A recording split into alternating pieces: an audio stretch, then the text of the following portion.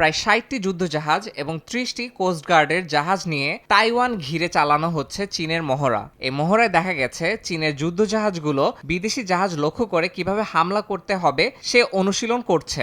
পাশাপাশি বাণিজ্যিক জাহাজ থামানো এবং পথ অবরোধের প্রস্তুতি চালিয়েছে কোস্টগার্ড। এটি চীনের গত কয়েক বছরের মধ্যে সবচেয়ে বড় সামরিক মহড়াগুলোর একটি বলে মনে করছেন বিশেষজ্ঞরা।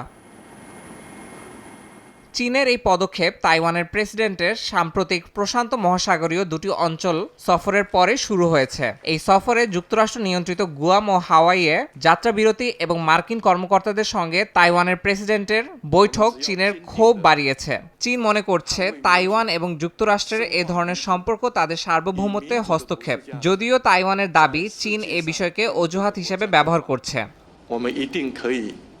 এই মহড়ার মাধ্যমে তাইওয়ানের প্রতি চীনের ক্ষুব্ধ মনোভাব প্রকাশ পেয়েছে, যা সামগ্রিক অঞ্চলের নিরাপত্তার জন্য হুমকি হিসেবে বিবেচনা করা হচ্ছে। তাইওয়ানের প্রেসিডেন্ট কার্যালয়ের মুখপাত্র জানান, চীনের এই তৎপরতা শুধু সামরিক মহড়ায় সীমাবদ্ধ নয়, এটি আঞ্চলিক স্থিতিশীলতায়ও প্রভাব ফেলতে পারে। এজন্য বেইজিংয়ের সকল প্রকার উস্কানিমূলক কার্যক্রম বন্ধের আহ্বান জানিয়েছে তাইপে। এরই মধ্যে মার্কিন প্রতিরক্ষা মন্ত্রী লয়েড অস্টিন জাপান সফরে গেছেন। সেখানে এক বৈঠকে পূর্ব চীন সাগরে চীনের চ্যালেঞ্জ মোকাবিলায় জাপান ও দক্ষিণ কোরিয়াকে সমর্থনের প্রতিশ্রুতি পুনর্ব্যক্ত করেন অস্টিন।